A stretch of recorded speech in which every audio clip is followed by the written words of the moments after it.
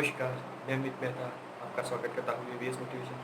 आज हमारे देश में 500 से ज़्यादा प्राइवेट यूनिवर्सिटीज़ हैं।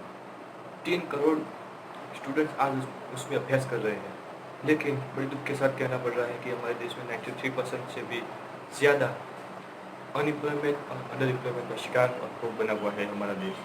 इसका कारण है कि एक एवरेज स्टूडेंट पढ़ाई के लिए 20 लाख तक की लोन लेता है, और आज हमारे देश में इस साल 20,000 करोड़ की लोन ली गई थी स्टडी के लिए।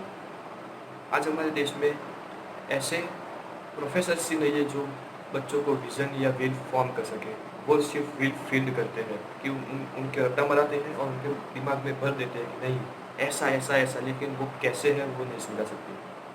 आज अगर हम पे बहुत अच्छी यूनिवर्सिटी की बात करो तो हार्वर्ड यूनिवर्सिटी में एक प्रोफेसर को महीने की 16 लाख रुपये सैलरी मिलती है। वहीं स्टैनफोर्ड में एक प्रोफेसर को इस यूनिवर्सिटी में 16.5 लाख तक की सैलरी मिलती है, जहाँ हमारे देश में 16,000 से 30,000 तक की सैलरी एक प्रोफेसर को मिलती है।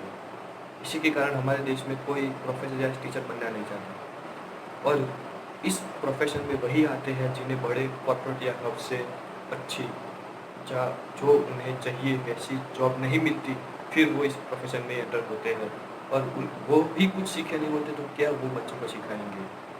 आज हमारे देश में यूथ लिटरेसी रेट 92% है। अगर हम एवरेज एज की बात करें तो चाइना में 37 ईयर्स है, वहीं ऑस्ट्रेलिया में 38 ईयर्स है, अमेरिका में 38 ईयर्स है, कनाडा में 38 ईयर्स है, जहाँ हमारे इंडिया में 27%, ओनली 27%। इससे मालूम होता है कि हमारा देश यंगर का देश है, यंगस्टर का देश है, और इसी के कारण यूथ एम्प्लॉय की बात होती है। लेकिन हमारे देश में एजुकेशन बड़े बड़े स्टेट्स या बड़ी बड़ी कंपनी या बड़े बड़े कंट्रीज़ के मुकाबले बहुत कम है। अगर हम एवरेज वर्ल्ड की एजुकेशन की बात करें तो 91% एजुकेशन है। चाइना में 99.70% पीपल्स आर एजुकेटेड, म्यांमार में 37, बांग्लादेश में 80, श्रीलंका में 98.80, हमारे देश में 92% और पाकिस्तान में 74%। लेकिन हमारे देश में क्या हो रहा है कि वहाँ पे विज़न अचीव नहीं हो सकता। बड़ी बड़ी कॉर्पोरेट क्या कहते हैं, इफ़ यू से आई मे फॉर गुड, अगर आप मुझे कुछ कहोगे तो मैं बोल जाऊँगा। If you show I may remember, अगर आप मुझे कुछ बताओगे तो मैं उसे समझ लूँगा। And if you involve in environment I will and I may understand, अगर आप मुझे एनवायरमेंट में इन्वॉल्व करेंगे तो मैं उसे समझ सकूँगा और उसका विजन अचीव कर पाऊँगा। Stanford, Harvard, Boston universities theory based books पर या लेक्चर पे जोर नहीं देती, वो case study, project, problem solving, products बनाने में यकीन करती है।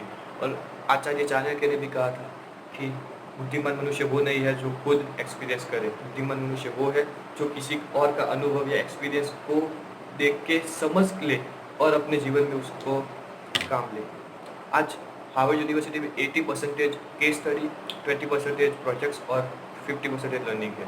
स्टैनफोर्ड में और बॉस्टन यूनिवर्सिटी में 40% case study, 20% learning and 25% lecture based economy है। और हमारे देश में क्या हो रहा है, हमारे देश में सिर्फ 100% नहीं 110% लेक्चर बेस्ड हमारे यहाँ की एजुकेशन है।